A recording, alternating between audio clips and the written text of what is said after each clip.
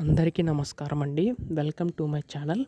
తెలంగాణ రాష్ట్ర వ్యాప్తంగా ఉన్న పెన్షన్దారులకు రాష్ట్ర ప్రభుత్వం గొప్ప శుభవార్త అయితే చెప్పిందనమాట.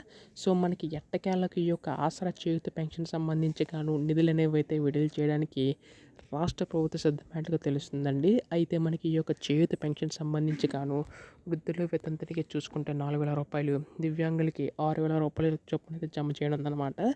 సో, అసలు నిధులనేవి ఎప్పటి నుంచి జమ చేస్తారు అన్న దానిపై చాలామందికి అది సందేశం అయితే ఉందన్నమాట. సో, ఈ వీడియోలో మొత్తంగా తెలుసుకుందామండి. ఎప్పుడు జమ చేస్తారు ప్రతిదీ కూడాని.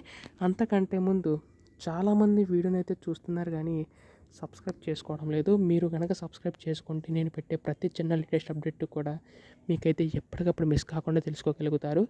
అందుకోసం వెంటనే ఛానల్ సబ్స్క్రైబ్ చేసుకోండి. అలాగే వీడియోకి అయితే లైక్ చేయండి. దీని ద్వారా మరికొంతమందికి ఈ సమాచారం అయితే అందుతుంది. ఇంకా ఆలస్యం చేయకుండా వీడియోలోకి అయితే వెళ్ళిపోదాం.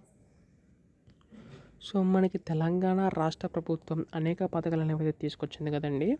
అందులో భాగంగానే మనకి ఈ యొక్క ఆసరా చేయూత పెన్షన్ సంబంధించి నిధులు అనేవి అయితే విడుదల చేయబోతుందన్నమాట. సో, చాలామంది అడుగుతున్నారు అసలు ఈ యొక్క నిధులు ఎప్పుడు విడుదల చేస్తారు అని చెప్పేసి.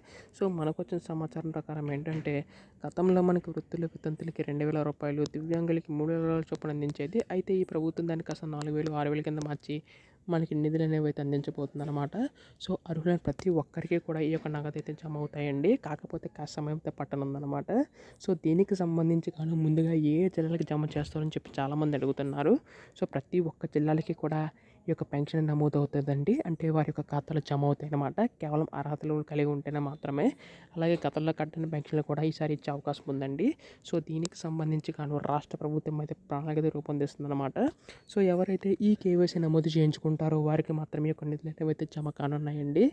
సో, దీనికి సంబంధించి మనకి త్వరలో తాజా సమాచారం అయితే రానుందన్నమాట. అంటే ఈ యొక్క దీనిపై రేపు ఎల్లుండిలో అధికార ప్రకటన అయితే రానుందండి. సో, ఎప్పుడు అధికార ప్రకటన వచ్చినా మీరు మిస్ కాకుండా వెంటనే తెలుసుకోవాలనుకుంటే మాత్రం దయచేసి ఛానల్ సబ్స్క్రైబ్ చేసుకోండి. ధన్యవాదములు. జై హింద్.